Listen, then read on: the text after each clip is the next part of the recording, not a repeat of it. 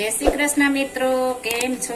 मजामां ने आजे आपणे बनावीशुं जीरा राइस बनाववा माटे मैं बासमती चोखा आवे छे लई लीधा छे।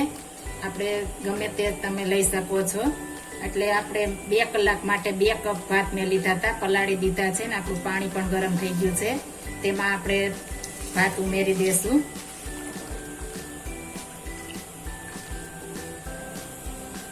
एकदम भातनो दाणो छूटो थाय એટલા માટે આપણે ઘી નાખી દેશું અને થોડું એવું આપણે નિમક નાખીશું ને અડધી ચમચી નિમક નાખ્યું છે।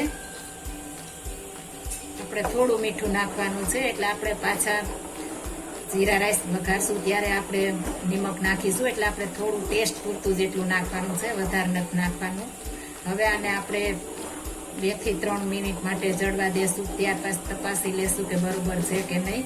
જો કાચા હશે તો ફરી આપણે જળવા દેશું। આને આપણે થોડા એવા આપણે 90% જેવા જળવા દેવાના છે, વધારે નહીં, 100% પૂરા જળવા નથી દેવાના। 90% જેવું જળી જાય એટલે આપણે બંધ કરી દેવાનો છે, વધારે નથી જોડાવાના તો આપણા જીરા રાઈસ સરસ નહીં થાય। આપણે જેમ ઓછા જળશે, સેજ કડક હશે એટલે આપણા જીરા રાઈસ મસ્ત બનશે। હવે આપણે આને જળવા દેશું। ભાત સરસ કૂક થઈ ગયા છે, આ રીતના આપણે જળવા દેવાના છે, એકદમ વધારે ને। અને આપણે ધીમા ગેસ ઉપર જોડોશું એટલે ફટાફટ 3 મિનિટમાં તો એ જળી જશે। હવે આને આપણે ભાતિયામાં કાઢી લેશું।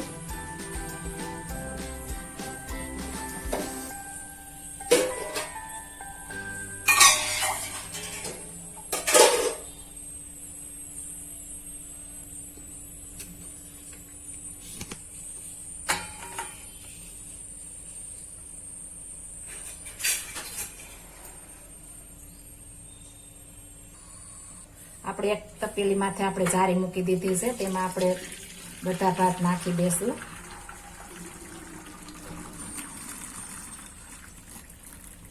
આપણે ફરી થોડું એવું ઠંડુ પાણી નાખીશું, આપણે જાજુ નથી નાખવાનું એટલે આપણે એકદમ મસ્ત છૂટો છૂટો દાણો થાય। આ રીતના આપણે અડધો થી પોણો કપ મેં પાણી નાખ્યું છે। હવે આને આપણે ઠંડુ થવા દેશું ને એક ડીશ લીધી છે। આપણે આમાં ભાત ઠંડા થઈ ગયા છે થોડા થોડા એટલે આપણે થોડા થોડા આ રીતના નાખી દેશું એટલે એકદમ સરસ છૂટો છૂટો દાણો થઈ જાય ને ફટાફટ ઠંડા થઈ જાય। આ રીતના આપણે થોડા એવા પોળા કરી દેશું એટલે સરસ ઠંડા થઈ જશે। તમે જોઈ શકો છો એકદમ મસ્ત દાણો દાણો આપણા ભાત થઈ ગયા છે। હવે આને આપણે પંખા નીચે ઠંડા થવા રહેવા દેશું।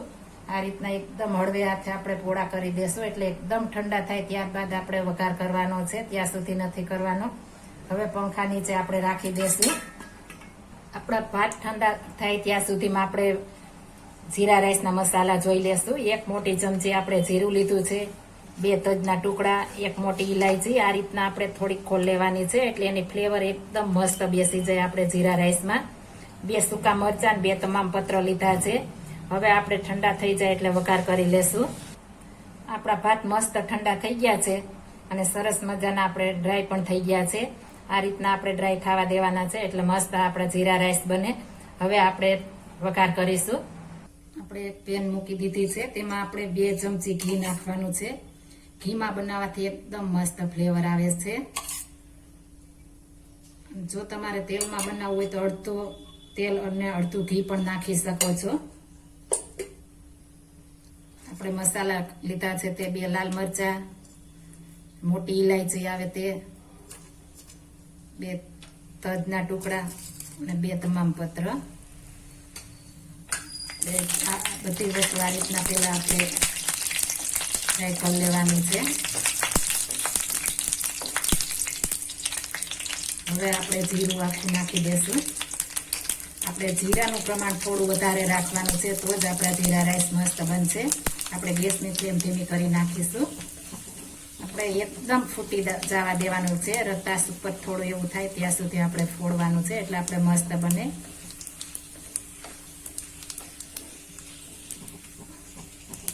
આપણે મસ્ત ફૂટી ગયા છે। હવે આપણે ભાત નાખી દેશું। હવે હળવે આપણે આ રીતના મિક્સ કરવાના છે, એટલે બહુ વધારે કરવાના નથી નકર આપણા ભાત તૂટી જાય છે।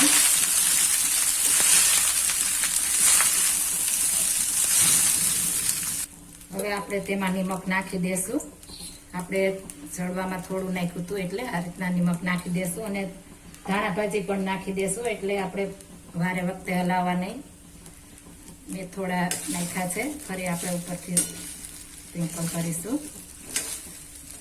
આ રીતના આપણે મિક્સ કરવાના છે. આપણે એકદમ ચમચો હલાવવાનો નથી એટલે એકદમ સરસ આપણા જીરા રાઈસ બને.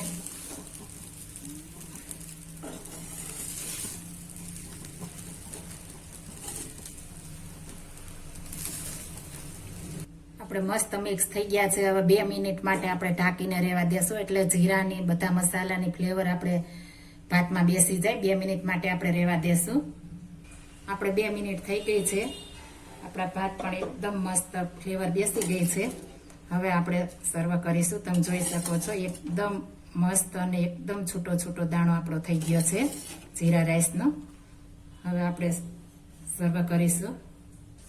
એક બાઉલ મેં લઈ લીધું છે, તેમાં આપણે આપણા જીરા રાઈસ નાખીશું.